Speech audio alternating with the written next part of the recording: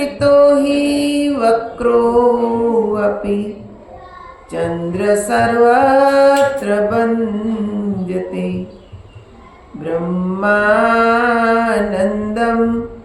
परमसुखदं केवलं ज्ञानमूर्तिं द्वन्द्वातीतं गगनसदृशं तत्त्वमस्यादिलक्ष्यम् एकं नित्यं विमलचलं सर्वधि साक्षिभूतं भावातीतं त्रिगुणरहितं सद्गुरुं तं नमामि सद्गुरुं तं नमामि सद्गुरुं तं नमामि। बोल श्री सद्गुरुदेव महाराज की जगत जननी श्री माता जी की हृदय सम्राट श्री भोले जी महाराज की परमाराध्य श्री मंगला माता जी की जय। कृष्ण कन्हैया लाल सनातन धर्म की जय। आदरणीय माता बहनों, आप लोग हमणा खूब सुंदर भजनों श्रवण कर्યું ने गया शनिवारे आपणे भगवानना नाम विषे नी महिमा ने सांभळता था। समय थोड़ो हतो, पूरी महिमा न संभळावी शक्या। तो आजे त्यांथी ज આપણે કાર્યક્રમને શરૂ કરીએ। પરમ પિતા પરમાત્માનું નામ જે આપણે જાણીએ છીએ એના કરતાં કંઈક જુદું છે। કેમ કે આપણે જે જાણીએ છીએ પ્રભુના બધા ગુણવાચક નામ છે। ભગવાને જેવા જેવા કાર્ય કર્યા એવા એવા એના નામ આપવામાં આવ્યા। કૃષ્ણનું નામ જન્મથી જ કૃષ્ણ નહોતું, પણ જ્યારે કે જે 10 દિવસ પછી નામકરણ સંસ્કાર થાય તો એમના કુલગુરુ ગાર્ગાચાર્ય આવ્યા ને નંદ બાબાને ત્યાં બધા જ શુભ કાર્ય ગૌશાળામાં થતા। એટલે ગૌશાળામાં माता यशोदा भगवान कृष्ण ने लई गया। गार्गाचार्य द्वारा यज्ञ विधि पूजन वगैरह थयुं। त्यारबाद प्रार्थना करवामां आवी कि बाबा हमारे बच्चे का नामकरण संस्कार करो, बच्चे को नाम दो। तो गार्गाचार्य ज्यारे भगवान कृष्ण ने मां यशोदाना खोळामां जुए ने एटला एना तरफ आकर्षित थई गया, पोते पोतानी सुदबुद्ध खोई बैठा, भूली गया भगवान ने जोवामां एटला तल्लीन थई गया कि भूली गया कि हूँ शुं काम आव्यो छुं। एक टस जोया ज राखे छे। એટલે नंद बाबाए हलाव्या कि बाबा हमारे लल्ला का नाम रखो। त्यारे गार्गाचार्य नाम राख्યું कि आ बाळकનું नाम छे कृष्ण। केम के बधाने पोतानी तरफ आकर्षे छे माटे एनुं नाम छे कृष्ण। तो गार्गाचार्ये शरीरનું एक ओळखाण माटे नाम आप्યું कृष्ण। पण ए ज कृष्ण ज्यारे धीरे धीरे मोटा थया ने जेवी जेवी लीला करता गया एवा एवा एना नाम पड़ता गया। माखण चोरी ने खाधु तो माखण चोर, रण छोड़ी ने भागा जरासंध साथे युद्ध करता करता तो रण छोड़, गोवर्धन पर्वत ने उठाव्यो तो गोवर्धन गिरधारी। आम एमणे जे लीला करी એ લીલા પ્રમાણે એમના અનેક નામ પડ્યા. પણ આપણે જરાક ગંભીરતાથી બુદ્ધિથી વિચારીએ તો 10 દિવસ પહેલા કૃષ્ણનું કયું નામ હતું? ભગવાન તો ત્યારે હતા, પણ એ કયું નામ હતું એના વિશે વિચાર્યું નહીં. તમે જો ભગવાન રામનો જન્મ થયો ત્રેતાયુગમાં, તો 10 દિવસ સુધી માતા કૌશલ્યા રાજા દશરથ એમને કયા નામથી બોલાવતા હતા? 10 દિવસ પછી ચારેય ભાઈઓ નો જન્મ એક સાથે થયેલો, એટલે ચારેય ભાઈનું એક સાથે નામકરણ સંસ્કાર. ને એમાં એમના કુલગુરુ વશિષ્ઠ મહારાજ આવ્યા. તો વશિષ્ઠ મહારાજે ભગવાન રામને જોયા ને કીધું કે હે રાજન, આ એ અદ્ભુત બાળક છે, રમે નિરંતર આત્મા, સવઘટ આઠો યામ, વાહી તે સંતન ધરો રામ તાહી કો નામ. કે આ બધાના ઘટમાં નિરંતર રમણ કરે છે, માટેનું નામ પાડું છું રામ. આમ કે છે બધા જ બાળકોના ગુણ જોઈને એના નામ પાડ્યા. પણ કહેવાય છે કે રાજા દશરથ ને માતા કૌશલ્યા સતયુગમાં મનુ અને શત્રુપાના રૂપમાં હતા. એ સમયે એમણે તપસ્યા કરી. તપસ્યા એટલી કે જે પ્રગાઢ હતી કે ભગવાન સ્વયં પ્રગટ થઈ ગયા ને ભગવાને વરદાન માંગવા કીધું કે માંગો. ત્યારે મનુ અને શત્રુપા ભગવાન પાસે માગે છે કે અમને તમારા જેવો પુત્ર જોઈએ છે. તો ભગવાને કીધું મારા જેવો તો હું જ હોઈ શકું, બીજો કોઈ હોઈ શકે નહીં. જાઓ, તમને આશીર્વાદ આપું છું કે છે ત્રેતા યુગની અંદર જ્યારે તમારો બીજો જન્મ થશે રાજા દશરથ કૌશલ્યા તરીકે, ત્યારે હું તમારે ત્યાં જન્મ લઈશ. તો વિચાર કરો કે રામનો જન્મ ત્રેતામાં થયો. જન્મ પછી 10 દિવસ પછી એમને રામ નામ આપવામાં આવ્યું. સતયુગમાં એ મનુ અને શત્રુપાના રૂપમાં એમણે કયા નામનું જપ કર્યો? કયું નામ જપ્યા?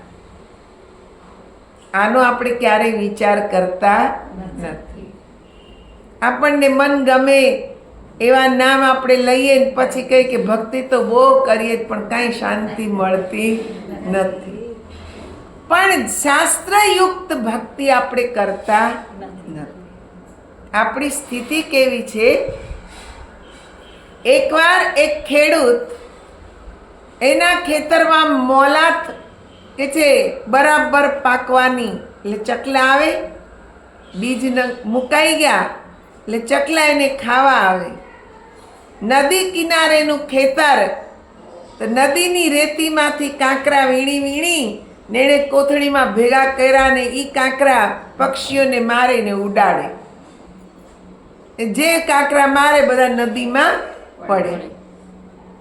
એકવાર ખેતરમાં ખોદકામ કરતી વખતે આખો એક ઘડો ભરી ને એને રત્ન મળ્યા, પણ એને કઈ રત્નની ખબર હતી નહીં.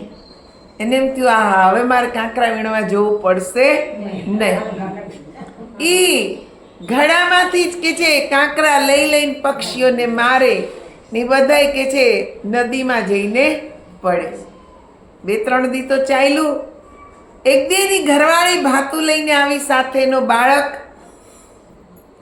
પતિદેવને જમાડતી હતી ત્યાં સુધીમાં બાળક ઓલા ઘડામાંથી કાંકરા લઈને રમે. એમાંથી એક કાંકરો એની મુઠ્ઠીમાં રહી ગયો ને બેન એને લઈને ઘરે ગઈ. એ તો સમજી ગઈ કે આ કોઈ સાધારણ કાંકરો લાગતો નથી. એટલે જ્યારે સાંજ પડી ને વાળું કરવાનો ટાઈમ થયો ત્યારે ભાઈ ખીચડી મોઢામાં નાખી તો કે આમાં તો મીઠું નથી. તો કે મીઠું ખલાસ થઈ ગયું છે. તો કે અત્યારે ક્યાંથી લાવું, મારી પાસે તો પૈસાય નથી.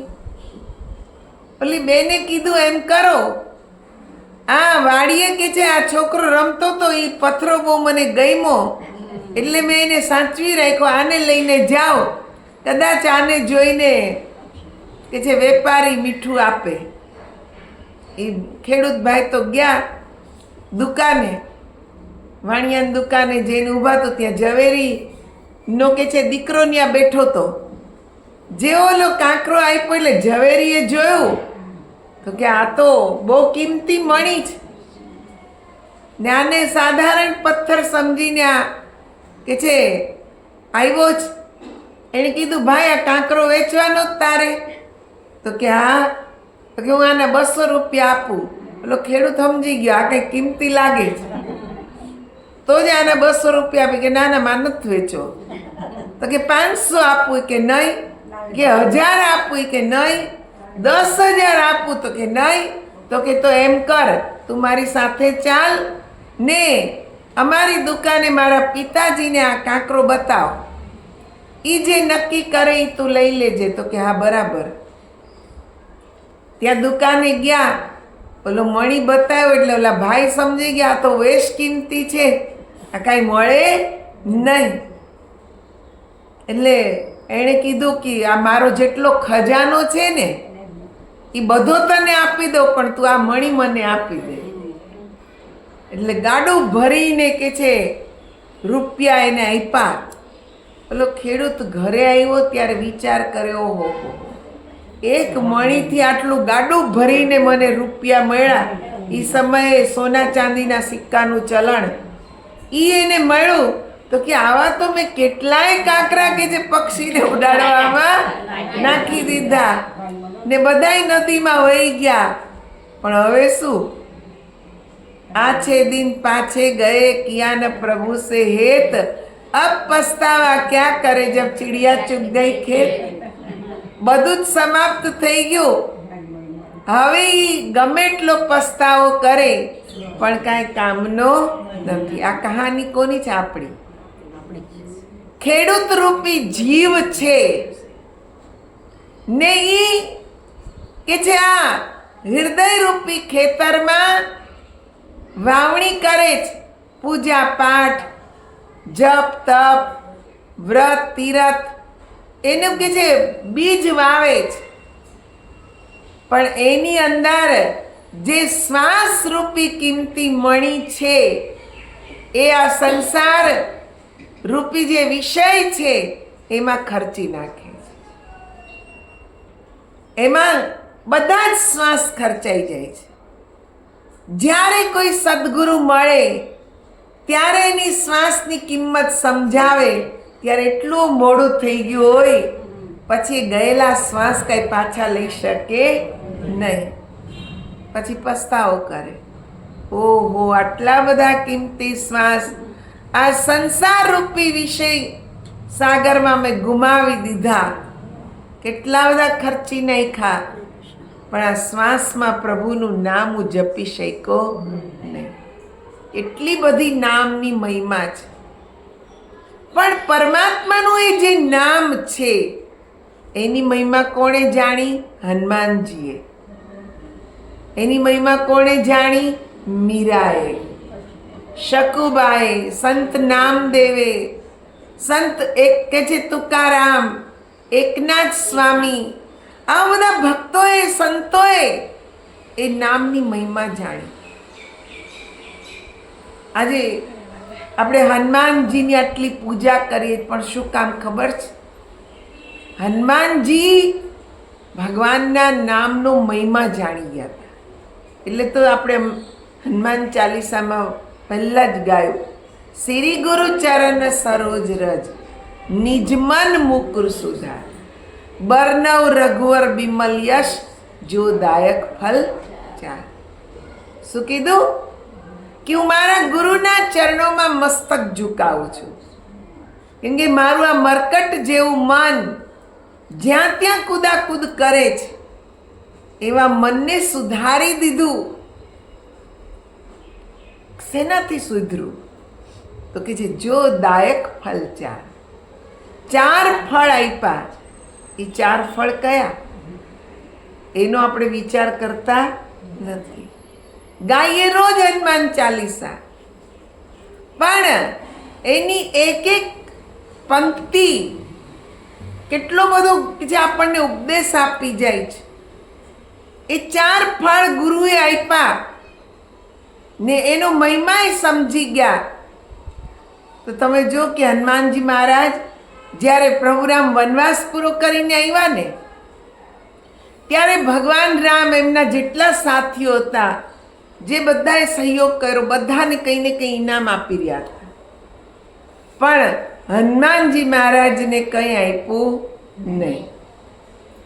એટલે માં સીતાને બહુ ખરાબ લાગ્યું કે આવો કેવો અન્યાય, બધાને આપ્યું પણ મારી ખોજ હનુમાનજીએ કરી.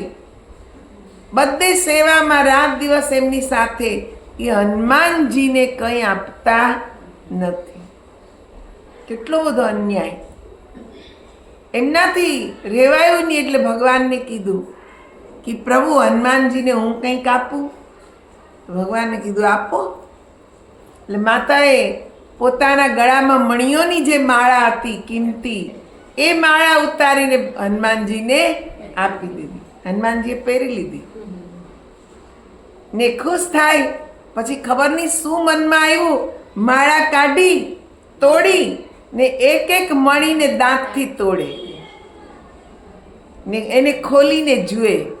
એટલે સભામાં બધાય હસે કે છે ને, બંદર ક્યાં જાને અદરક કા સ્વાદ. આને શું ખબર પડે આ મોતી કેટલા કિંમતી છે. એક એક મોતીને તોડી તોડીને જુએ. શું જુએ છે? કોઈથી રહેવાનું નહીં. પૂછ્યું તમે આ શું જુઓ છો? એ કે આમાં હું ભગવાનનું નામ ગોતું છું. કે આમાં કંઈ ભગવાનનું નામ છે? તેમણે પૂછ્યું તમારા હૃદયમાં છે? તો કે હા. એમણે હૃદય ખોલી ને બતાવી દીધું. આ તમે વિચાર કરો, ત્યારનું હૃદય એમને ખુલ્લું જ હશે. ત્યાં ડોક્ટરો નહીં હોય કે પાછા ટાંકા લઈ લે. એમને ખુલ્લું જ બતાવે છે. પણ આ એક ભાવ છે. હનુમાનજી મહારાજ કહે છે કે ભગવાન ને ભગવાનનું નામ સર્વત્ર છે, બધામાં જ છે. મારામાં, તમારામાં, કીડીમાં, માખીમાં, મચ્છરમાં, ઝાડમાં, પહાડમાં, બધે જ. એવું કોઈ સ્થાન નથી જ્યાં ભગવાન નથી. જ્યાં ભગવાન છે ને ત્યાં એનું નામ છે. આપણે અહીંયા બેઠા છીએ, આપણા રૂપની સાથે આપણું નામે છે. એવું તો નથી કે શરીર અહીંયા લઈને આવ્યા, નામ ઘરે મૂકીને આવ્યા. સાથે જ છે. એમ ભગવાન સર્વત્ર છે, તેનું નામ પણ સર્વત્ર છે. તો એ જે સર્વત્ર છે એ નામ કયું? હનુમાન ચાલીસામાં આવે, તુમારો ભજન રામ કો ભાવે, જન્મ જન્મ કે દુઃખ વિસરાવે. તમે જે નામ જપો છો રામને બહુ ગમે છે. ગમે જ ને. ગુરુએ આપણને જે નામ આપ્યું છે એ નામનું આપણે નિરંતર સ્મરણ કરીએ તો ગુરુની આત્મા કેટલી પ્રસન્ન થાય કે યોગ્ય શિષ્ય છે, મેં જે મંત્ર આપ્યો એનું નિરંતર સ્મરણ કરે છે.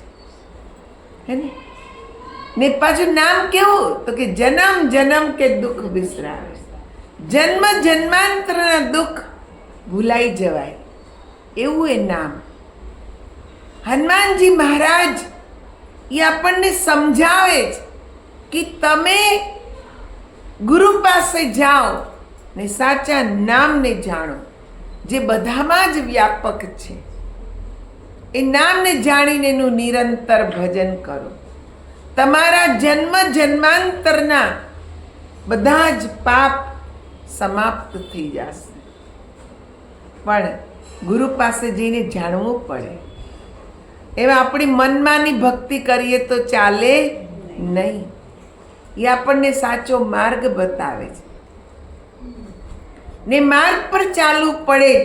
હંમેશા તમે જો ગુરુ શિષ્યનું રક્ષણ જ કરતા હોય છે. એન કેન પ્રકારે એનું રક્ષણ જ કરતા હોય છે, પણ આપણે એની લીલાને સમજી શકતા નથી. આપણને એમ થાય આમ કેમ કર્યું ને ફલાણું કેમ કર્યું. અરે પણ એ ભક્તોને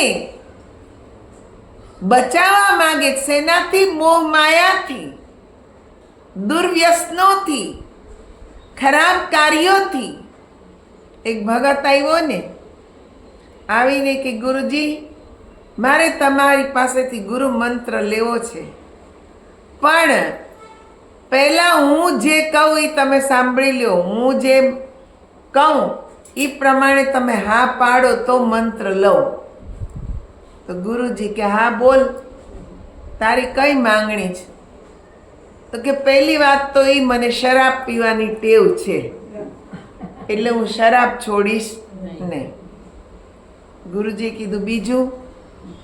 તો કે બીજું એ હું ચોટલી બાંધીશ નહીં, ચોટલી નહીં રાખું, એ મને નથી ગમતું.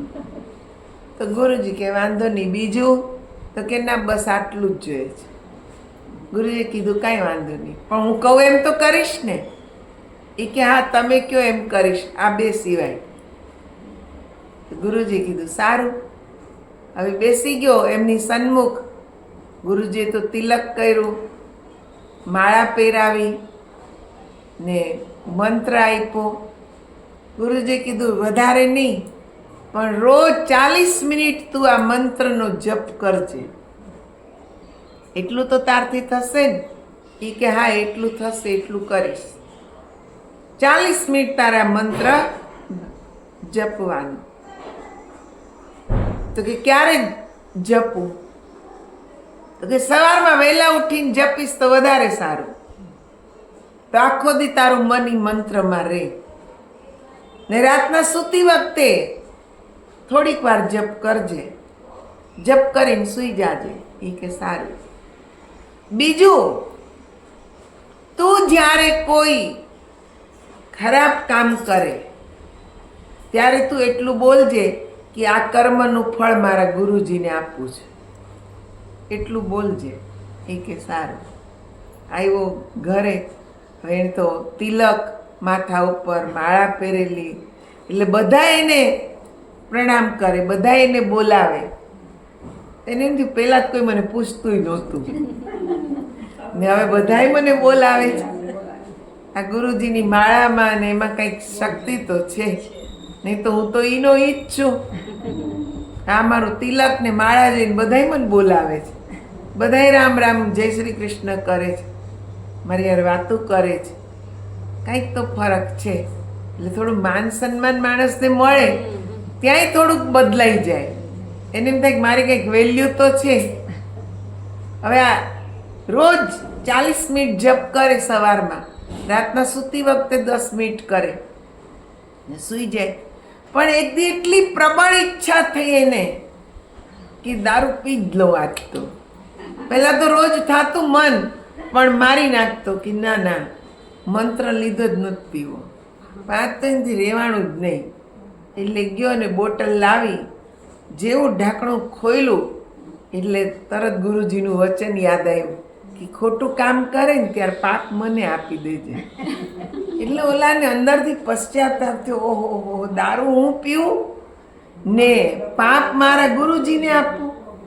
નહીં નહીં, મારે આવું નથી કરવું. ફટાક લઈને બોટલ ફેંકી ને સીધો ત્યાંથી દોડ્યો ગુરુજી પાસે.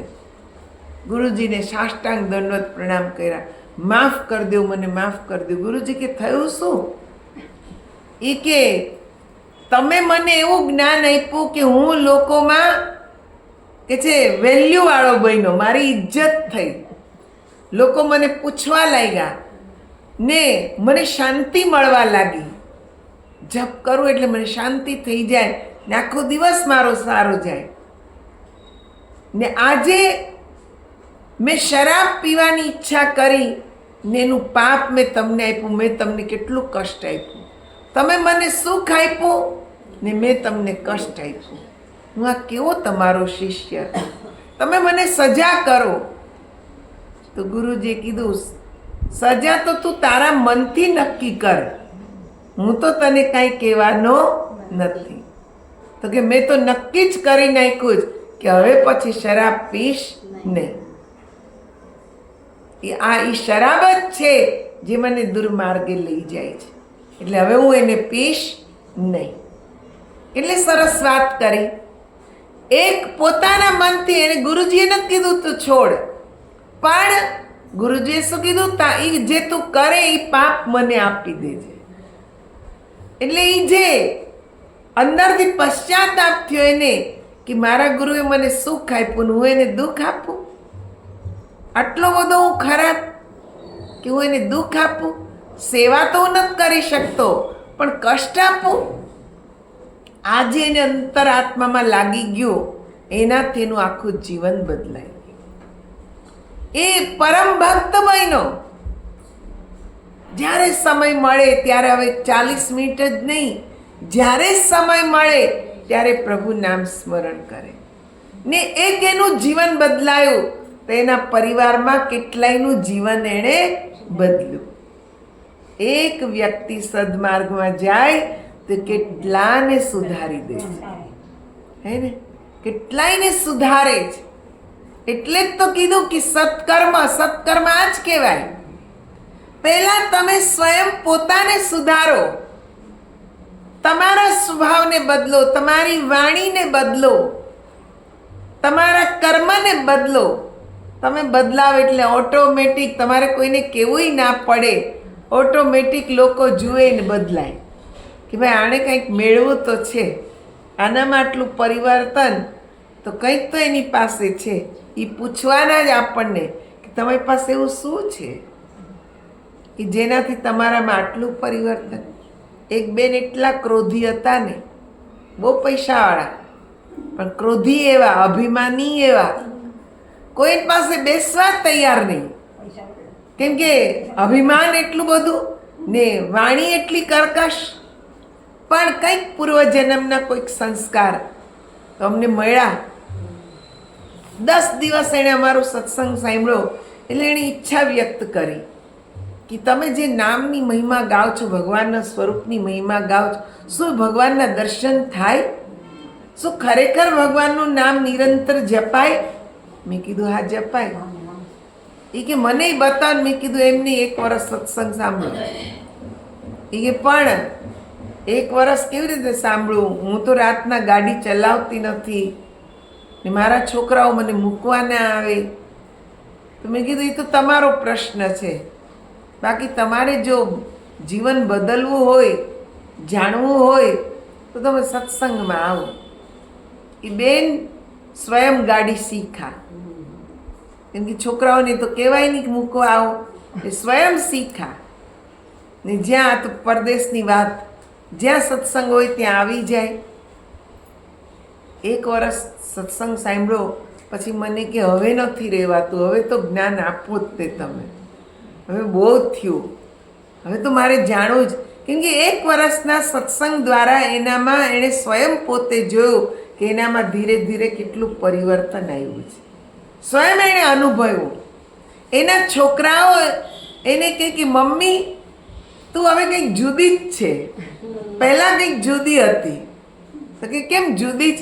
એ કે પહેલાં તો બહુ ક્રોધી હતી, વારે વારે ગમે તે બોલી દેતી, પણ હવે તારામાં કંઈક પરિવર્તન, તારી વાણીમાં મીઠાશ છે, તારા વર્તનમાં પરિવર્તન છે.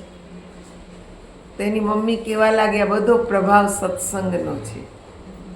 ને પછી એને અમે જ્ઞાન આપ્યું, ભજન કરવા લાગ્યા, આખું એનું જીવન બદલાઈ ગયું. સમાજમાં એ કે જે જાય કાર્યક્રમ હોય તો એવી સરસ વાતો કરે કે લોકો ટોળા વળીને એની પાસે બેસી જાય સાંભળવા. પહેલાં કોઈ બેસતો નહીં ને હવે એને કહેવું પડે કે હવે જાઓ. કેટલું પરિવર્તન! આખી વાણી બદલાઈ ગઈ. એ કે કુસુમ તું બોલે ને તો અમને એમ જ થાય કે બોલ્યા જ કરે, બોલ્યા જ કરે. હે ને? તો વિચાર કરો કે માણસનું જીવન બદલાય છે, પણ ક્યારે કરે ત્યારે. કર્યા વગર કાંઈ પરિવર્તન આવતું નથી. હનુમાનજી મહારાજે જાણ્યું ને કર્યું. તો આજ તમે જો ભગવાન રામ કરતા હોય, હનુમાનજીની કે છે એના મંદિર વધારે છે, એની પૂજા વધારે છે. રામ સે બડા રામ કા નામ, અંત में निकला ये परिणाम. કેમ કે રામથી રામનું નામ મોટું છે, કૃષ્ણથી કૃષ્ણનું નામ મોટું છે. કેમ? એ જે નામ છે એનો જપ સ્વયં કૃષ્ણ કરે છે. એ જે નામ છે એનો જપ સ્વયં રામ કરે છે. એ જે નામ એને જે જાણી લે એના જીવનમાં પરિવર્તન આવે. એટલે તો તુલસીદાસ કહે છે, નામ લેત ભવ સિંધુ સુખાઈ, કરહુ વિચાર સજ્જન મન માહી. નામ લેત ભવ સિંધુ સુખાઈ. નામ લેવાથી આપણો ભવ સિંધુ સુખાઈ જાય. ભવસાગર, ભવસિંધુ એટલે ભવસાગર. આપણે ભવસાગરમાં ડૂબી રહ્યા છીએ, રોજ બહાર નીકળી શકતા નથી. મારું તારું, ઈર્ષા દ્વેષ, માન અપમાન, સુખ દુઃખ, આ બધી ભાવનાઓનો સાગર છે જેમાં આપણે ડૂબી રહ્યા છીએ. આણે આમ કીધું, કેમ કીધું, હે ને? આમાંથી નીકળવાનું છે. તો કે જે નામ લેત ભવ સિંધુ સુખાય, જે નામનો જપ કરે ને એ એમાંથી બહાર નીકળી જાય. એના માટે ભવસાગર સુકાઈ જાય. પછી સુખ દુઃખ શું, માન અપમાન શું, તારું મારું શું, આ કાંઈ એના જીવનમાં રહેતું નથી. બધાથી પરે થઈ જાય. તુલસીદાસ કહે છે, હે સજ્જનો, એ નામ પર વિચાર કરો કે નામ કયું કે જેનો આટલો પ્રભાવ છે. આગળ શું કે તુલસીદાસ? કહું કહા લગી નામ બડાઈ,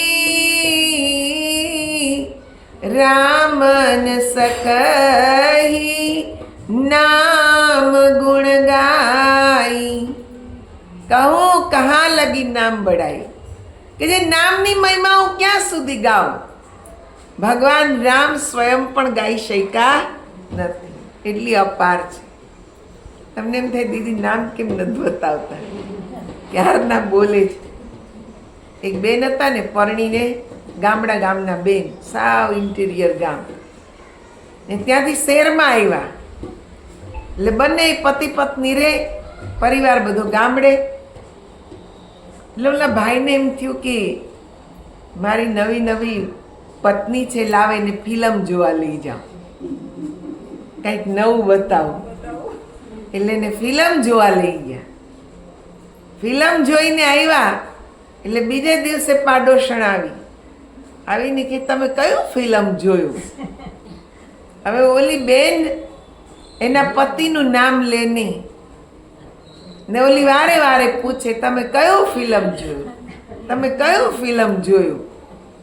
એટલે પછી એણે કીધું કે તમારા ભાઈ પાયલ બાજે.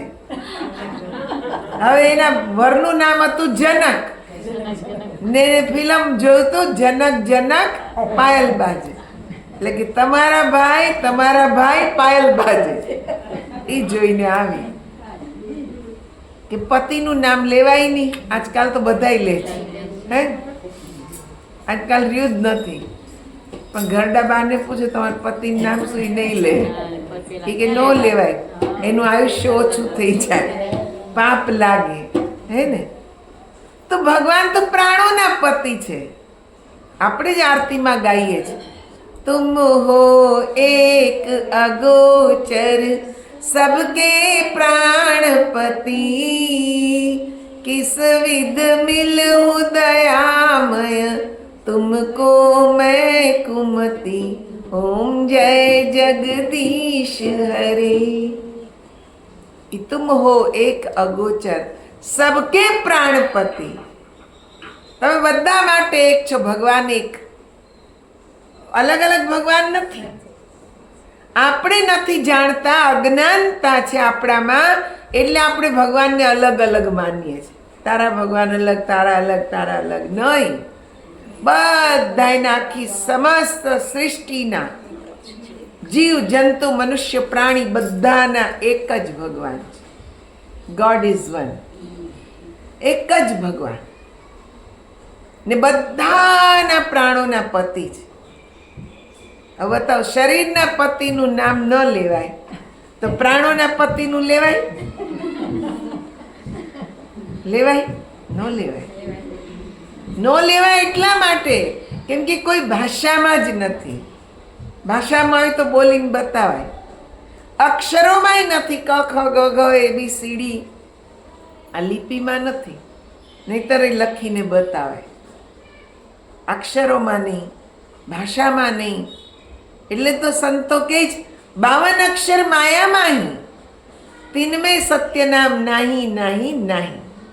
કે જે 52 અક્ષર 16 સ્વર 36 વ્યંજન ક ખ ગ ઘ અ આ ઈ, આમાં ભગવાનનું નામ નથી. એનાથી પરે છે. તો એનાથી પરે તો ક્યાં? કેવી રીતે આપણે એને જાણવું? તો ભગવાન કૃષ્ણ કહે છે, હે અર્જુન, તું સદગુરુની શરણમાં જા. અર્જુનને પૂછ્યું, મારે આ જાણવું જ ક્યાં જાઉં? તો કે તદ વિધિ પ્રણિપાતેન પરિપ્રશ્નેન સેવયા ઉપદક્ષંતિ તે જ્ઞાનમ જ્ઞાનિસ તત્વદર્શી. એ તો તત્વદર્શી, જેણે તત્વનું દર્શન કર્યું છે, જે બધામાં એક જ સ્વરૂપે છે, એ તત્વને જેણે જાણ્યું છે, એવા તત્વદર્શી ગુરુની શરણમાં જા. જઈને એમને પ્રણામ કર, સાષ્ટાંગ દંડવત કર. સાષ્ટાંગ દંડવત શું કામ? શરણાગતિ, સંપૂર્ણ શરણાગતિ, કે હવે તમે જ છો મારા ને તમે મને સાચું જ્ઞાન આપો.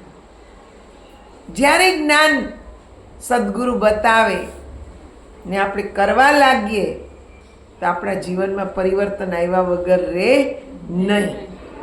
એ 100% સત્ય. પણ કરવું પડે. લઈને મૂકી દો તો કામ આવે નહીં. આપણે શું કરીએ? લઈને મૂકી દઈએ છીએ. હે ને? જાણી લીધું, ગુરુ કરી લીધા, હા અમારે તો ગુરુ થઈ ગયા. તો ગુરુ આપણને પાર કરી દેવાના જ નહીં. ગુરુએ તો રસ્તો બતાવ્યો તમને. હવે કરવાનું આપણે જ. આપણે કરશું તો આપણો બેડો પાર થશે, તો લગ 84 માંથી છૂટાશે. પણ કરવું જ નથી તો આપણે છૂટી શકવાના નથી. એટલે સંતો કહે છે કે સદગુરુની શરણે જવાથી સુખિયા થવાય, પણ ક્યારે? એમણે જે જ્ઞાન બતાવ્યું છે એ માર્ગ ઉપર ચાલીએ તો, એ પ્રમાણે કરીએ તો. ન કરીએ તો કાંઈ થાય નહીં. પછી કહે ગુરુજીમાં કાંઈ છે નહીં. અરે તારામાં કાંઈ નથી. ગુરુજીમાં તો ઘણું બધું છે, પણ તારામાં કાંઈ નથી. તારે કરવું જ કાંઈ નથી. ને પછી દોસ્તનો ટોપલો ગુરુજી ઉપર, પછી બીજા ગુરુની પાસે જાય, પછી ત્રીજાની પાસે જાય. અરે તમે 50 ગુરુ પાસે જાઓ પણ કરવું જ કાંઈ નથી તો એ 50 તમને તારવાના નથી. કરવાનું તો પોતાને જ છે. તમે સદગુરુ પાસે ગયા, જાણી લીધું, પછી ક્યાંય દોડવાની જરૂર જ નથી રહેતી. પછી તો કરવાની જ જરૂર છે. કરવા માંડો એટલે અનુભવ થવા લાગે ને જીવન પરિવર્તન થવા લાગે. એટલે સંતો વારે વારે આપણને જગાડે જ કે જાગો રે जिन जागना, अब जागन की बार, फिर क्या जागे नानका जब सोए पाँव पसार. क्या જાગો, જાગવાનો સમય છે. કાયમ માટે લાંબા પગ કરીને શમશાનમાં સૂઈ જાશું, કોઈ જગાડી શકવાનું નથી. અત્યારે સંતો ટકોર મારે કે જાગો, તમારા લક્ષ્યને પ્રાપ્ત કરો. ઉત્તિષ્ઠિત જાગ્રત પ્રાપ્યમ વરાની બોધર. ઉઠો, જાગો ને લક્ષ્યને પ્રાપ્ત કરો, તો આપણો ઉદ્ધાર છે.